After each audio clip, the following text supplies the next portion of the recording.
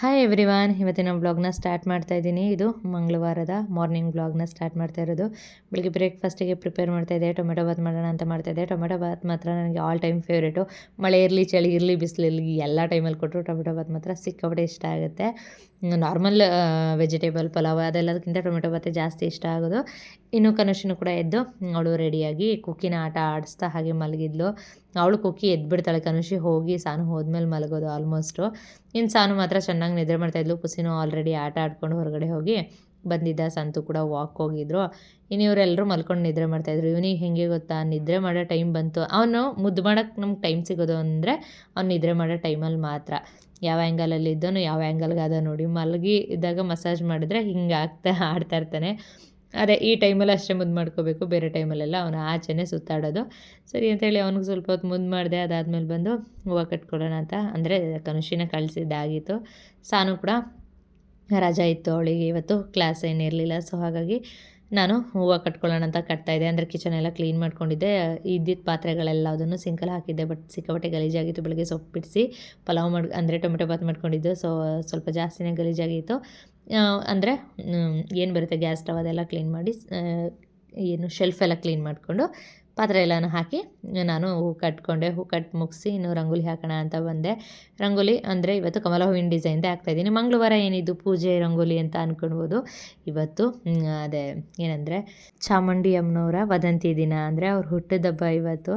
ಹಾಗಾಗಿ ಸ್ಪೆಷಲ್ ಅಲ್ವಾ. ಮೈಸೂರಲ್ಲಿರೋರಿಗೆ ಎಲ್ರಿಗೂ ಇದು ಸ್ಪೆಷಲು, ತುಂಬ ಸ್ಪೆಷಲಾಗಿ ಸೆಲೆಬ್ರೇಟ್ ಮಾಡ್ತಾರೆ. ಬಟ್ ಮೈಸೂರಲ್ಲಿ ಇದು ಬಂದವಳು ನಾನು ಇದನ್ನು ಸ್ಪೆಷಲಾಗಿ ಸೆಲೆಬ್ರೇಟ್ ಮಾಡಲೇಬೇಕಲ್ವ.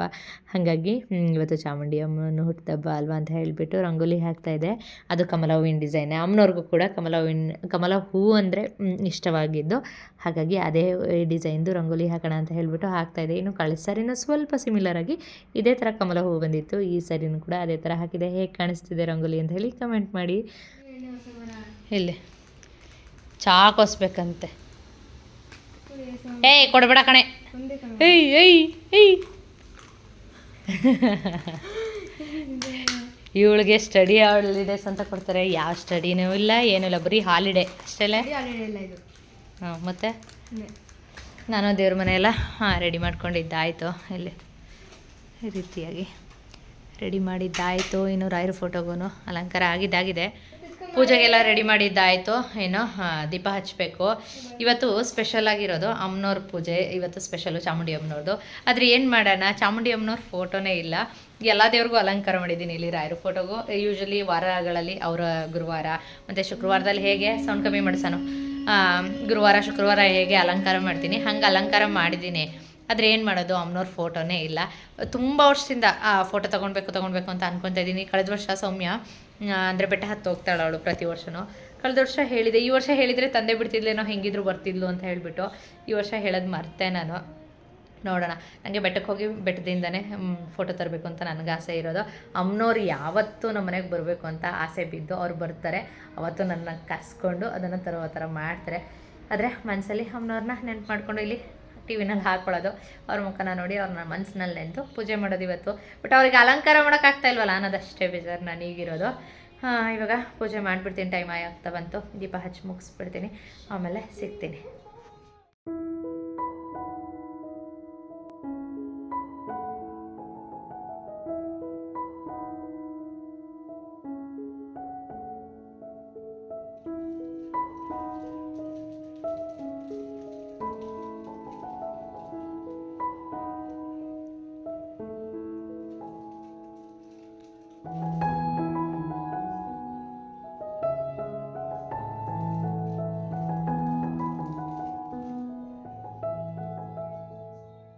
ಪೂಜೆ ಮಾಡಿ ನಾನು ತಿಂಡಿ ತಿಂದು ಸ್ವಲ್ಪ ಹೊತ್ತು ರೆಸ್ಟ್ ಮಾಡಿದೆ. ಅದಾದಮೇಲೆ ಈ ಸ್ಟ್ಯಾಂಡಿಗೆ ಪೇಂಟ್ ಮಾಡೋಣ ಅಂದ್ಕೊಂಡು ಬಂದೆ. ಏನು ಸ್ಟ್ಯಾಂಡ್ ಅಂದರೆ, ನಾನು ಅಲ್ಲಿ ಪಾಟ್ ಏನಿಟ್ಟಿದ್ದೆ ಆ ಪಾಟ್ನ ರೀಪ್ಲೇಸ್ಮೆಂಟ್ ಮಾಡೋಣ, ಆ ಪಾಟ್ ಸ್ಟ್ಯಾಂಡ್ನ ರೀಪ್ಲೇಸ್ ಮಾಡೋಣ ಅಂತ ಹೇಳಿಬಿಟ್ಟು ನಾನು ಈ ಸ್ಟ್ಯಾಂಡ್ಗೆ ಪೇಂಟ್ ಮಾಡ್ತಾಯಿದ್ದೆ. ಇದನ್ನು ಮಾಡಿಸ್ಕೊಂಡು ತೊಗೊಂಡು ಬಂದಿದ್ದೆ. ಬಟ್ ಆದರೆ ಇದಕ್ಕೆ ಪೇಂಟ್ ಮಾಡಿಬಿಡೋಣ ಒಂದು ಕೋಟು, ಆಮೇಲಿಂದ ಇನ್ನೂ ಒಂದು ಕೋಟ್ ಮಾಡಬೇಕು. ಒಂದು ಕೋಟ್ ಮುಗಿಸೋಣ, ಇದು ಡ್ರೈ ಆದಮೇಲೆ ಇನ್ನೊಂದು ಕೋಟ್ ಮಾಡೋಣ ಅಂತ ಹೇಳ್ಬಿಟ್ಟು ಮಾಡ್ದೇ ಹಾಗೆ ಇಟ್ಟರೆ ನಾನು ಏನು ಇಟ್ಟಿದ್ದೀನಿ ಈ ಸ್ಟ್ಯಾಂಡ್ ಥರ ಕಾಲು ಮುರಿದೋಗ್ಬಿಟ್ಟೈತೆ ನೋಡಿ. ಪೇಂಟ್ ಮಾಡಿದ್ದೀರಿ, ಇದು ಇನ್ನೂ ಒಂದಷ್ಟು ಬಾಳಿಕೆ ಬರ್ತಿತ್ತೇನೋ, ಬಟ್ ಪೇಂಟ್ ಮಾಡ್ದೇ ಹಾಳಾಯಿತು. ಇನ್ನು ಗಿಡಗಳೆಲ್ಲ ಬಿದ್ದು ಹಾಳಾಗುತ್ತೆ ಅಂತ ಹೇಳಿಬಿಟ್ಟು ಪೇಂಟ್ ಮಾಡಿದೆ. ಇನ್ನೊಂದೇನೆಂದರೆ ಅದು ಫಿಶ್ ಟ್ಯಾಂಕ್ ಸ್ಟ್ಯಾಂಡ್ ಅದು. ಆದರೆ ಈಗ ಇದನ್ನು ಮಾಡಿಸ್ಕೊಂಡು ತೊಗೊಂಡು ಬಂದಿದ್ದು, ಇದನ್ನು ರೆಡಿ ಮಾಡೋಣ ಅಂತ ಹೇಳ್ಬಿಟ್ಟು ಇದನ್ನು ಪೇಂಟ್ ಮಾಡಿದೆ. ಅದಾದಮೇಲೆ ಮಧ್ಯಾಹ್ನಕ್ಕೆ ಅಡುಗೆಗೂ ಕೂಡ ರೆಡಿ ಮಾಡಬೇಕಾಗಿತ್ತು. ಅದನ್ನು ಸಾನು ಹೆಲ್ಪ್ ತೊಗೊಂಡು ನಾನು ರೆಡಿ ಮಾಡ್ತಾಯಿದ್ದೆ. ಅಂದರೆ ಬೇಳೆ ಸಾಂಬಾರು ಮಾಡೋಣ ಅಂತ ಹೇಳಿಬಿಟ್ಟು ಅದನ್ನು ರೆಡಿ ಮಾಡೋಕ್ಕೆ ಎಲ್ಲದನ್ನು ಕಟ್ ಮಾಡಿ ಕುಕ್ಕರೆಲ್ಲ ಹಾಕಿಟ್ಟೆ. ಅದ್ರ ಜೊತೆಗೆ ಬೆಟ್ಟದ ನೆಲ್ಲಿಕಾಯಿ ಒಂದಷ್ಟು ಜಾಸ್ತಿನೇ ಇದ್ವು. ಅದನ್ನು ಹಾಗೆ ಇಡೋದ್ರಿಂದ ಬೇಗ ಹಾಳಾಗಿಬಿಡುತ್ತೆ. ಅದು ಫ್ರಿಜ್ಜಲ್ಲಿಟ್ರೂ ಅಷ್ಟೇ, ಹಾಗೆ ಹೊರಗಿಟ್ರೂ ಅಷ್ಟೇ ಅದ್ರ ಸ್ಕಿನ್ ಕಲರ್ ಬೇಗ ಚೇಂಜ್ ಆಗಿ ಹಾಳಾಗ್ಬಿಡುತ್ತೆ. ಅದಕ್ಕೋಸ್ಕರ ಅದನ್ನು ಸಾಲ್ಟೆಡ್ ಆಮ್ಲ ಮಾಡೋಣ ಅಂತ ಹೇಳ್ಬಿಟ್ಟು, ಅಂದರೆ ಕೇರಳ ಮತ್ತು ಮಡಿಕೇರಿ ಸೈಡೆಲ್ಲ ಸಿಗುತ್ತಲ್ಲ ಆ ರೀತಿ ಆಮ್ಲನ ಮಾಡ್ಕೊಳ್ಳೋಣ ಅಂತ ರೆಡಿ ಮಾಡ್ತಾಯಿದ್ದೆ. ಇನ್ನು ಇದು ಬಂದು ಈ ಮಳೆಗಾಲದಲ್ಲಿ ನಮ್ಮ ಇಮ್ಯುನಿಟಿ ಪವರ್ನ ಜಾಸ್ತಿ ಮಾಡುತ್ತೆ, ಹಾಗೆ ಹೇರ್ ಫಾಲ್ ಪ್ರಾಬ್ಲಮ್ನು ಕೂಡ ಕಮ್ಮಿ ಮಾಡುತ್ತೆ. ಅದಕ್ಕೋಸ್ಕರ ತೊಳೆದು ಅದನ್ನೆಲ್ಲ ಫುಲ್ಲು ಡ್ರೈ ಮಾಡಿಕೊಂಡು ಅದನ್ನು ಅಂದರೆ 4 ಪೀಸಸ್ ಏನು ಮಾಡಿಲ್ಲ, ಜಸ್ಟ್ ಹಾಗೆ ಸ್ಕ್ರ್ಯಾಚ್ ಥರ ಲೈಟಾಗಿ ಅದನ್ನು ಕಟ್ ಮಾಡಿಕೊಂಡು ಹಾಗೆ ಬಿಟ್ಟು ಅದನ್ನು ಒಂದು ಗಾಜಿನ ಬೌಲಲ್ಲಿ ಹಾಕ್ಕೊಂಡಿದ್ದೆ. ಇನ್ನು ಮಳೆನೂ ಫುಲ್ಲು ಜೋರಾಗೆ ಸ್ಟಾರ್ಟ್ ಆಗಿದೆ. ಮಳೆಗಾಲ ಅನ್ನೋದಕ್ಕೆ ಅವಾಗವಾಗ ಬರ್ತಿದೆ, ಕಂಟಿನ್ಯೂಸ್ ಅಂತೂ ಬರ್ತಾ ಇಲ್ಲ. ಸೈಕ್ಲೋನ್ ಥರ ಬಂದ್ರಂತೂ ಪ್ರಾಬ್ಲಮ್ ಅನಿಸುತ್ತೆ. ಈ ರೀತಿ ಅವಾಗವಾಗ ಮಳೆ ಬಂದರೆ ಎಲ್ಲ ಕೆಲಸ ಮುಗಿದಾಗ ಕೂತು ಮಳೆನ ನೋಡೋದಕ್ಕೆ ನನಗೆ ಸಿಕ್ಕಾಪಟ್ಟೆ ಇಷ್ಟ ಆಗ್ತಾ ಇರುತ್ತೆ.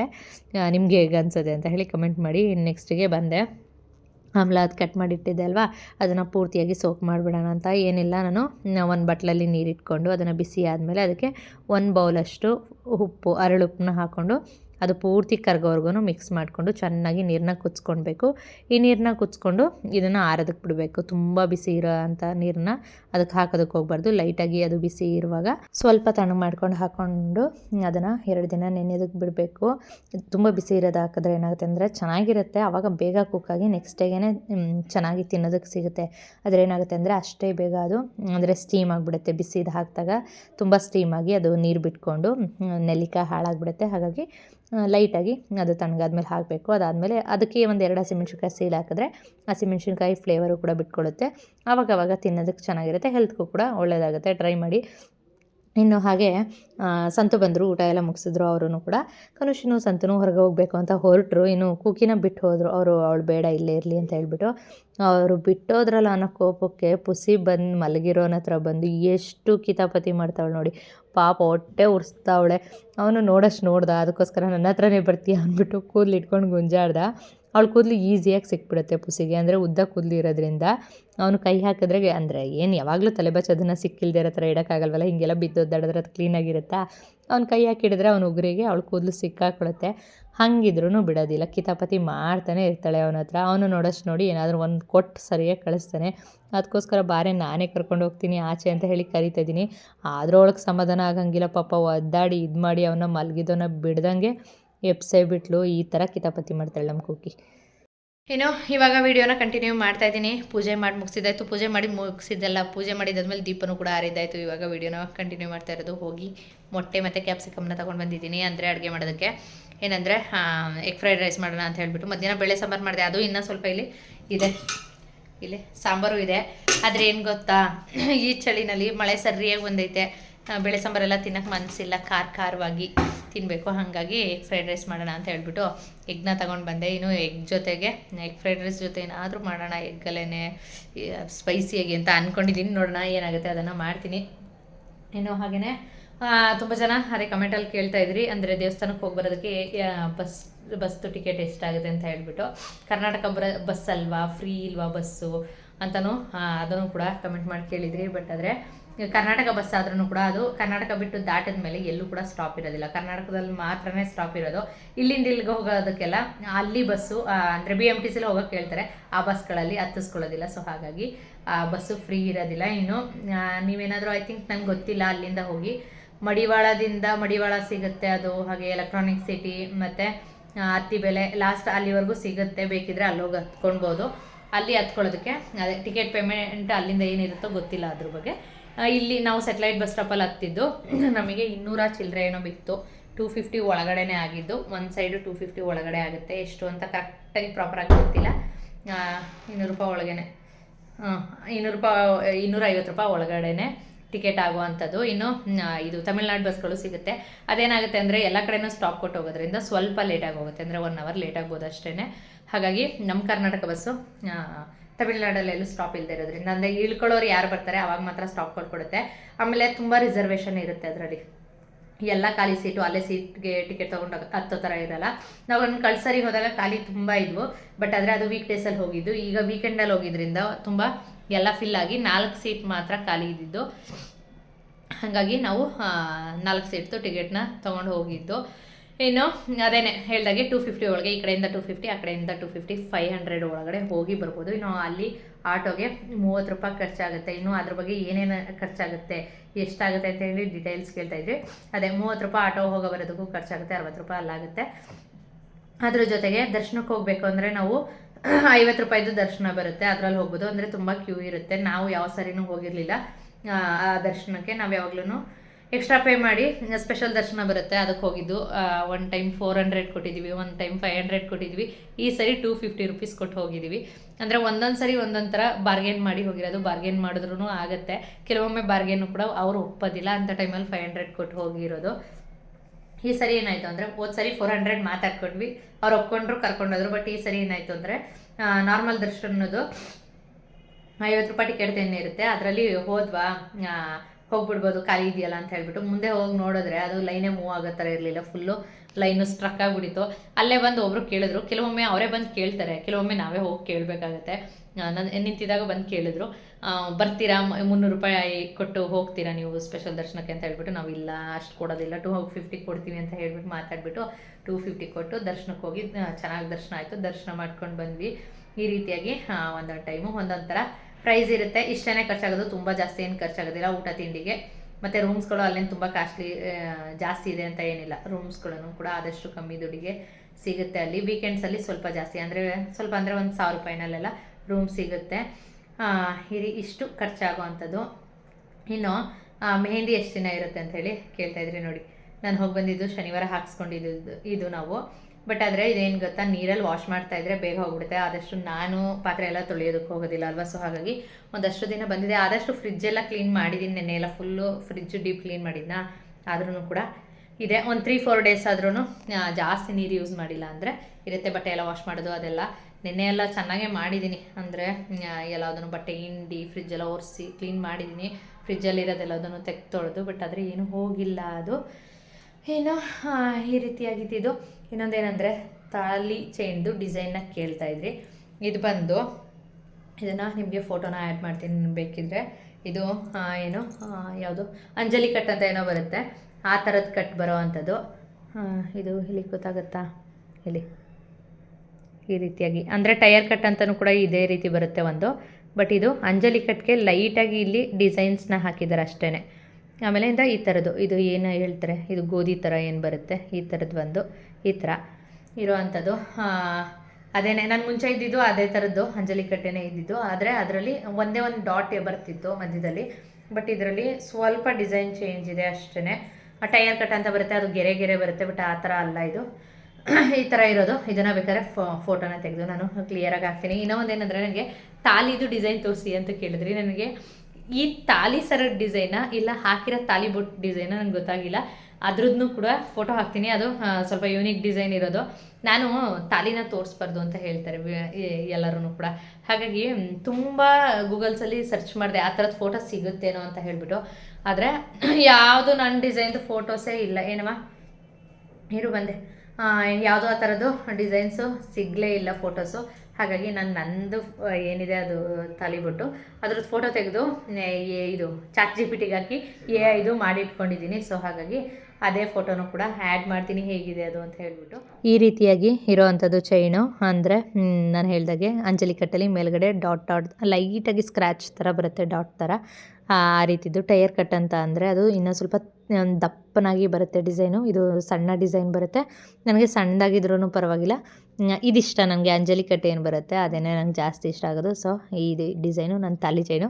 ಇನ್ನು ತಾಲಿ ಬೊಟ್ಟು ಕೇಳೋದಾದರೆ ಈ ರೀತಿಯಾಗಿ ಡಿಸೈನು ಸುತ್ತ ಬಿಳಿ ಹರಳಲ್ಲಿ ಇದೆ, ಮಧ್ಯದಲ್ಲಿ ರೆಡ್ ಸ್ಟೋನು ಫ್ಲವರ್ ಥರ ಮಾಡಿಸ್ಕೊಂಡಿರೋ ಅಂಥದ್ದು. ಇದು AI ಜನ್ರೇಟ್ ಮಾಡಿರೋದ್ರಿಂದ ಈ ರೀತಿಯಾಗಿದೆ. ಬಟ್ ಫಿನಿಶಿಂಗು ರಿಯಲ್ ಆಗಿರೋದು, ತುಂಬ ಚೆನ್ನಾಗಿ ಫಿನಿಶಿಂಗ್ ಇದೆ. ಈ ರೀತಿಯಾಗಿ ತಾಲಿ ಬೊಟ್ಟನ್ನ ನಾನು ಮಾಡಿಸ್ಕೊಂಡಿರೋದು. ನನಗೆ ಯಾವಾಗ ನೋಡಿದ್ರು ಇವಳೇ ಬೇಕು. ಓದ್ತಾ ಕೂತಿರೋಳು ತೊಡೆ ಮೇಲೆ ರಗ್ ಹಾಕ್ಸ್ಕೊಂಡು ಮಲಗಿಸ್ಕೊಳ್ಳೋದು. ಹೀಗೆ ಬಂದು ಮ್ಯಾವ್ ಮ್ಯಾವ್ ಮ್ಯಾವ್ ಮ್ಯಾವ್ ಮ್ಯಾವ್ ಅಂತಾನೆ.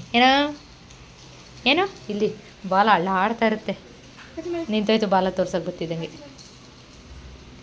ಅವಳು ಅಂದ್ರೆ ಅದು ಏನು ಹುಚ್ಚೋ. ನಮ್ಮ ಸಾನು ಅದಕ್ಕೆ ಅಂತಾಳೆ, ನಮ್ಮ ಪುಸಿ ಒಬ್ಬನೇ ನನಗೆ ಇಷ್ಟ, ಅವನೊಬ್ಬನೇ ನನ್ನ ಇಷ್ಟಪಡೋದು ಅಂತ. ಮಗನೇ ಅವ್ನು ಫಸ್ಟು ನನ್ನ ಕಡೆ ಇಷ್ಟ ಇದ್ದಿದ್ದು. ಒಂದ್ಸರಿ ದಸರಾ ಹಾಲಿಡೇಸ್ಗೆ ಹೋಗಿ ಬಂದಾಗಿಂದ ಸಾನು ನೆಟ್ಕೊಬಿಟ್ಟವ್ರೆ. ಅವಳಿಗೆ ಕಾಲು ಜೋಗಿ ಬಂದ್ರೆ ಅವಳು ಮಲಗಿಸ್ಕೊತಾಳೆ ಅವನ್ನ ಅಂತ. ನೆಕ್ಸ್ಟ್ ಹಾಲಿಡೇಸಲ್ಲಿ ನೀನು ಇವಳು ಯಾಕೆ ಗೊತ್ತಾ, ಇವಳು ಕಂಡ್ರೆ ಅವನು ಆರಾಮಾಗಿ ಇದ್ದ, ರೂಮಲ್ಲಿ ಕರ್ಕೊಂಡೋಗ್ಬಿಟ್ಟು ಹಿಟ್ಲರ್ ಥರ ಹೊಡಿಯೋದು ಎಸ್ಯೋದು ಎಲ್ಲ ಸರ್ಕಸೇ ಮಾಡಿದ್ಲು ಅದರಲ್ಲಿ. ಅವ್ನು ಮುಟ್ಟಿದ್ರೆ ನೀನು ಮುಟ್ಟಿದ್ರೆ ಇದು ಕೆರ್ದ ಹಾಕ್ಬಿಡ್ತಾಳೆ ಹಿಂಗೆ ಹಿಂಗೆ ಹಿಂಗೆ ಹಿಂಗೆ.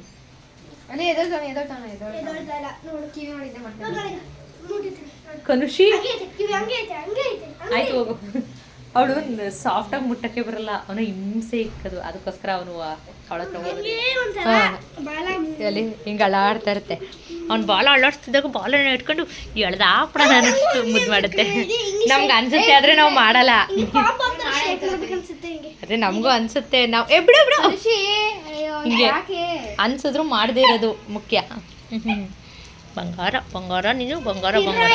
ಮಳೆ ಬರ್ತೈತೆ ಅದಕ್ಕೆ ಆಚೆ ಹೋಗಿಲ್ಲ. ಮಳೆ ಬರಲಿಲ್ಲ ಅಂದಿರೋನು ಇಲ್ಲಿರೋ ಮಗನೆಲ್ಲ ಏನೋ ಮಧ್ಯಾಹ್ನದಿಂದ ಮಳೆನೇ ನಿಂತಿಲ್ಲ, ಮೋಡ ತೂತದಂಗೆ ಸುರಿತಾನೆ ಐತೆ ಅಲ್ಲಿ ಇಲ್ಲಿ ಈ ರೇಂಜ್ ಸುರಿತಾನೆ ಐತೆ. ನಾನು ಪೇಂಟ್ ಮಾಡಿಟ್ಟೆ ಇದನ್ನು, ಏನೋ ಒಣಗಿಬಿಡುತ್ತೆ ಅಂತ. ಇನ್ನೂ ಒಣಗಿಯೂ ಇಲ್ಲ, ಇಲ್ಲೆಲ್ಲ ನೀರು ಬಿದ್ದು ಆಲ್ರೆಡಿ ಒಂಥರ ಆಗೈತೆ. ನೋಡೋಣ ಇನ್ನೊಂದು ರೌಂಡ್ ಪೇಂಟ್ ಮಾಡಿದಾಗ ನೀಟಾಗಿ ಪೇಂಟ್ ಮಾಡೋದಲ್ಲ, ಮಳೆ ಬರದೇ ಇದ್ದರೆ ಸಾಕು. ಎಗ್ ರೈಸ್ ಮಾಡೋದಕ್ಕೆ ಅಂತ ಹೇಳಿ ಅನ್ನಕ್ಕೆ ಇಟ್ಟಿದೆ, ಹಾಗೆ ಮೊಟ್ಟೆನೂ ಕೂಡ ಬೇಯೋದಕ್ಕೆ ಇಟ್ಟಿದೆ. ಅಂದರೆ ಅನ್ನ ಎಗ್ ರೈಸ್ ಮಾಡೋಕ್ಕೆ ಉದ್ರಾಗಿ ಬರಲಿ ಅಂತ ಹೇಳ್ಬಿಟ್ಟು ಹಾಗೆ ತಪ್ಪಲೆನಲ್ಲಿ ಹಾಕ್ಬಿಟ್ಟು ಬಸ್ಕೊಂಡು ಮಾಡ್ಕೊತೀನಿ. ಹಾಗಾಗಿ ಇನ್ನು ಜೊತೆಗೆ ಮೊಟ್ಟೆನೂ ಕೂಡ ಹೊಡೆದು ಇಟ್ಕೊಂಡಿದ್ದೆ. ಕ್ಯಾಬೇಜು ಕ್ಯಾಪ್ಸಿಕಮ್ ಎಲ್ಲದನ್ನು ಸ್ಲೈಸ್ ಮಾಡಿ ಇಟ್ಕೊತಿದ್ದೆ. ಕೊತ್ತಂಬರಿ ಪುದೀನ ಬಿಡಿಸೋದಿತ್ತು, ಅದು ಸಾನಿಗೆ ಬಿಡಿಸೋದಕ್ಕೆ ಹೇಳಿದೆ. ಬೆಳಗ್ಗೆನೇ ತೆಗೆದು ಇಟ್ಕೊಂಡಿದ್ದು, ಅದೇ ಟೊಮೆಟೊ ಬಾತ್ ಮಾಡೋದಕ್ಕೆ ಅಂತ ಹೇಳಿ ತಂದಿದ್ದು. ಆದರೆ ಬಿಡಿಸೋದಕ್ಕೆ ಟೈಮೇ ಆಗಿರಲಿಲ್ಲ ಕೆಲಸಗಳ ಮಧ್ಯೆ. ಹಾಗಾಗಿ ಬಿಡಿಸಿಟ್ಬಿಡು ಸಾನು, ಅದು ಎಲ್ಲ ಬತ್ತೋಗ್ತಿದ್ವು. ಹಾಗಾಗಿ ಅವಳನ್ನ ಕರೆದೆ. ಅವಳಿಗೆ ಎಕ್ಸಾಮ್ ಇತ್ತು, ಓದ್ಕೊತಾ ಇದ್ಲು. ಅದ್ರ ಜೊತೆಗೆ ಹಾಗೆ ಓದ್ಕೊಂಡು ಬಿಡಿಸು ಅಂದ್ಬಿಟ್ಟು ಕರ್ಕೊಂಡು ಬಂದು ನಿಲ್ಲಿಸಿದೆ. ಇನ್ನು ಕುಕ್ಕಿ ಹಾಲಲ್ಲಿ ಹಾಸ್ಕೊಂಡು ಮಲ್ಕೊಂಡು ಬಿಟ್ಟಿದ್ಲು. ಕನುಷಿನೂ ಕೂಡ ಇರಲಿಲ್ಲ, ಎಲ್ಲೋ ಆಡೋದಕ್ಕೆ ಹೋಗಿದ್ಲು. ಅದಕ್ಕೋಸ್ಕರ ಸಾನು ಹೇಳಿದ್ದೆ, ಇನ್ನು ಮನೆಯಲ್ಲಿ ಎಲ್ಲರೂ ಒಂದೊಂದು ಮಾಡಿಕೊಟ್ರೇ ಕೆಲಸ ಮಾಡೋದಕ್ಕಾಗೋದು, ಹಾಗೆ ಮನೇನೂ ನೀಟಾಗಿ ಇಡೋದಕ್ಕಾಗೋದು. ಬನ್ನಿ ಎಗ್ ರೆಸಿಪಿನ ಒಂದು ಶೇರ್ ಮಾಡ್ತೀನಿ. ಫಸ್ಟಿಗೆ ನಾನು ಒಂದು ಪಾತ್ರೆಯಲ್ಲಿ 1 ಸ್ಪೂನಷ್ಟು ಜೀರಿಗೆನ ಹಾಕ್ಕೊಂಡು ಫ್ರೈ ಮಾಡ್ಕೊತಾ ಇದ್ದೀನಿ. ಅದು ಸ್ವಲ್ಪ ಫ್ರೈ ಆದಮೇಲೆ ತೆಗೆದಿಟ್ಕೊಂಡು ಸೋಂಪು 1/4 ಸ್ಪೂನಷ್ಟು ಸೋಂಪನ್ನ ಹಾಕ್ಕೊಂಡು ಅದನ್ನು ಕೂಡ ಕಲರ್ ಚೇಂಜ್ ಆಗೋವರೆಗೂ ಫ್ರೈ ಮಾಡ್ಕೊಳ್ಬೇಕು. ಇನ್ನು ನೆಕ್ಸ್ಟಿಗೆ ಪೆಪ್ಪರ್ ಪೆಪ್ಪರ್ ಕಾಳುಗಳನ್ನ ಹಾಕ್ಕೊಂಡು 1/2 ಸ್ಪೂನಷ್ಟು ಅದನ್ನು ಕೂಡ ಲೈಟಾಗಿ ಫ್ರೈ ಮಾಡ್ಕೊಳ್ಬೇಕು. ಅಂದರೆ ಚಳಿ ಇತ್ತಲ್ವ, ಏನಾದರೂ ಮಳೆ ಬರ್ತಿದ್ದರಿಂದ ತಿನ್ನಬೇಕು ಅನಿಸಿದ್ರಿಂದ ಇದನ್ನು ಕೂಡ ಟ್ರೈ ಮಾಡಿದೆ. ಇನ್ನು ಬೇಯಿಸಿಟ್ಕೊಂಡಿದ್ದು ಮೊಟ್ಟೆನ 2 ಪೀಸಾಗಿ ಮಾಡಿಟ್ಕೊಳ್ತಾ ಇದ್ದೀನಿ ಇಲ್ಲಿ. ನೆಕ್ಸ್ಟಿಗೆ ಇದನ್ನು ಪೀಸ್ ಮಾಡಿ ಇಟ್ಕೊಂಡು ಒಂದು ಪಾತ್ರೆನ ಇಟ್ಕೊಂಡು ಅದಕ್ಕೆ 2 ಸ್ಪೂನಷ್ಟು ಎಣ್ಣೆನ ಹಾಕ್ಕೊಂಡು ಸ್ವಲ್ಪ ಕರಿಬೇವಿನ ಸೊಪ್ಪು ಮಾಡಿಟ್ಟಿದ್ದು ಪೌಡ್ರ್ ಏನಿದೆ ಅದನ್ನು 1 ಸ್ಪೂನಷ್ಟು ಹಾಕ್ಕೊಳ್ತಾ ಇದ್ದೀನಿ. ಇದ್ರ ಜೊತೆ ಉಪ್ಪಿನ ಪೌಡ್ರ್, ಸಾಲ್ಟ್ ಪೌಡರ್ನೂ ಕೂಡ ಹಾಕ್ಕೊಂಡು ಕುಟ್ಕೊಂಡಿದ್ದೆ. ಅದನ್ನು ಹಾಕಿ ನೆಕ್ಸ್ಟಿಗೆ ಕಟ್ ಮಾಡಿಟ್ಟಿರೋ ಮಟನ್ ಹಾಕಿ ಲೈಟಾಗಿ ಫ್ರೈ ಮಾಡ್ಕೊಳ್ಬೇಕು. ತುಂಬ ಜಾಸ್ತಿ ಮಿಕ್ಸ್ ಮಾಡೋದಕ್ಕೆ ಹೋಗಬಾರ್ದು. ತುಂಬ ಜಾಸ್ತಿ ಅಂದರೆ ಮಿಕ್ಸ್ ಮಾಡಿಕೊಂಡು ಫ್ರೈ ಮಾಡಿದ್ರೆ ಅದು ಭಂಡಾರ ಏನಿದೆ ಅದರೊಳಗೆ ಇರೋದೆಲ್ಲ ಬಂದುಬಿಡುತ್ತೆ. ಸೊ ಸಿಂಪಲಾಗಿ ಫ್ರೈ ಮಾಡಿಕೊಂಡು ಮೇಲ್ಗಡೆ ಜಜ್ಜಿಟ್ಟಿರೋ ಅಂಥದ್ದು ಅಂದರೆ ಕ್ರಷ್ ಮಾಡಿಟ್ಟಿರೋವಂಥ ಬೆಳ್ಳುಳ್ಳಿ ಜೊತೆಗೆ ಕೊತ್ತಂಬರಿ ಸೊಪ್ಪನ್ನ ಹಾಕ್ಕೊಂಡು ಮಿಕ್ಸ್ ಮಾಡಿಕೊಂಡ್ರೆ ಸಾಕು, ಈಸಿಯಾಗಿ ರೆಡಿಯಾಗಿಬಿಡುತ್ತೆ. ಇನ್ನದ್ರ ಜೊತೆಗೆ ನಾನು ಎಗ್ ರೈಸ್ನು ಕೂಡ ಮಾಡಿದೆ. ಎಗ್ ರೈಸು ಸ್ವಲ್ಪ ಡಿಫ್ರೆಂಟಾಗಿರಲಿ ಅಂತ ಹೇಳ್ಬಿಟ್ಟು ಬೇಯಿಸಿರೋ ಮೊಟ್ಟೆನ 2 ಮೊಟ್ಟೆನ ಹಾಗೆ ತುರಿದ್ಬಿಟ್ಟು ಇಟ್ಕೊಂಡಿದ್ದೆ, ಅದನ್ನು ಕೂಡ ಹಾಕಿ ಆ್ಯಡ್ ಮಾಡಿಕೊಂಡೆ. ಇದಿಷ್ಟೇ, ರೆಡಿನೂ ಕೂಡ ಮಾಡಿದ್ದಾಯಿತು. ಎಗ್ ರೈಸ್ನು ಕೂಡ ಬೇಡ ಬಿಡು, ಬೇಕು ಅಂದೆ ಎಗ್ ಬೇಕು ಬರೀ ಡವ್ ಮಾಡೋಕ್ಕೆ ಇರೋದು ನಮ್ಮ ಕನುಷಿ. ಸರಿಯಾಗಿ ತಿನ್ನು, ಓವರ್ ಆ್ಯಕ್ಟಿಂಗ್ ಆಡ್ತಾಳೆ.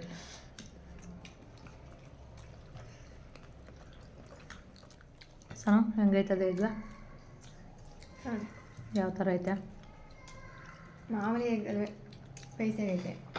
ಪೆಪ್ಪರ್ ಥರ ಇಲ್ಲ, ಪೆಪ್ಪರ್ ಚಿಕನ್ ಥರ ಸ್ವಲ್ಪ.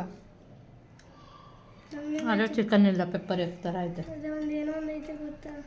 ಬಾಯ್ ಕಡೆ ಜೀರಿಗೆ ಮೆಣಸಾಕ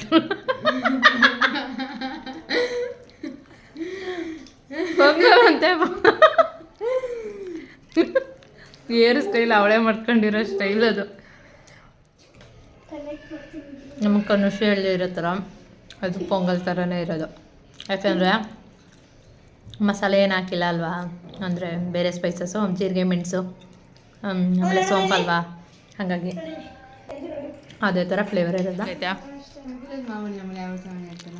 ಯಾವಾಗಲೂ ಚೆನ್ನಾಗಿದೆ. ಇವತ್ತು ಎಕ್ಸ್ಟ್ರಾ ಅದೇನೋ ಚೀಸ್ ಥರ ತುರಿದಾಕಿದ್ದೀನಲ್ಲ, ಹಾಂ ಅದು ಅಷ್ಟು ಡಿಫ್ರೆನ್ಸ್ ಇಲ್ಲ, ಆದರೆ ಚೆನ್ನಾಗೈತೆ. ನಮ್ಮ ಸಾನಿಗೆ ರೋಡಲ್ಲಿ ಅಂತಲ್ಲ, ರೋಡಲ್ಲಿ ಅಂತ ಹೇಳೋದಲ್ಲ, ಎಲ್ಲೂ ಎಗ್ ರೈಸ್ ತಂದು ಕೊಟ್ರೆ ಅವಳಿಗೆ ಏನು ಇಷ್ಟ ಆಗಲ್ಲ. ಹಿಡಿಯ ನೀನು, ಇದು ಇವಳಿಗೂ ಇಷ್ಟನೇ. ಯಾವುದೋ ಈ ಕಾಡು ಪಾಪ ಬಾಯಿ ತೆಗ್ದಂಗೆ ತೆಗಿತಿದ್ದೆ ಕನು.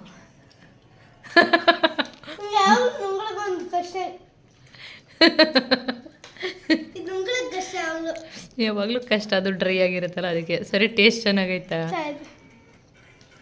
ಅವಳು ಜಾಸ್ತಿ ತಿದ್ದಳು ಕನುಷಿನ ಎಗ್ ರೈಸ್ ಅಂದರೆ. ಮೇಡಮ್ ಫೋನಕ್ಕೆ ಕೊಡ್ತೀನಿ. ನಾವೆಲ್ಲ ಊಟ ಮುಗಿಸಿದ್ದಾಯ್ತು. ಸಂತು ಇವಾಗ ತಿಂತ ಕೂತವ್ರೆ. ಹೆಂಗೈತ್ರಿ ಅದು ಮೊಟ್ಟೆ? ಮೊಟ್ಟೆ ಕನುಷಿ ಏನೋ ಹೇಳಿದ್ಲು ಗೊತ್ತಾ ಹೆಂಗೈತೆ ಅಂತ? ಹೆಂಗಿರ್ಬೋದು ನೀವು ಗೆಸ್ ಮಾಡಿ ನೋಡೋಣ. ನೀವು ಅವ್ರ ಅಪ್ಪ ಅಲ್ವಾ? ಮಗಳೇ ಗೆಸ್ ಮಾಡೋಳೆ ಅಂದಮೇಲೆ ಅಪ್ಪ ಗೆಸ್ ಮಾಡಿ ನೋಡೋಣ ಏನಿರ್ಬೋದು. ಗೆಸ್ ಮಾಡ್ರಿ. ಯಾವುದೋ ಟೇಸ್ಟ್ ಹೇಳಿದ್ಲು ಅವಳು. ಯಾವ ಟೇಸ್ಟ್ ಅಂತ ನೀವೇ ತಿನ್ನೋಡ್ಬಿಟ್ಟು ಹೇಳಿ. ತಿನ್ನೋಡಿ ಒಂದು ಸರಿ ನೆನ್ಪು ಮಾಡ್ಕೊಳ್ಳಿ ಆ ಟೇಸ್ಟ್ ಯಾವುದಾದ್ರೂ ನೋಡಿರೋದ ಅಂತ.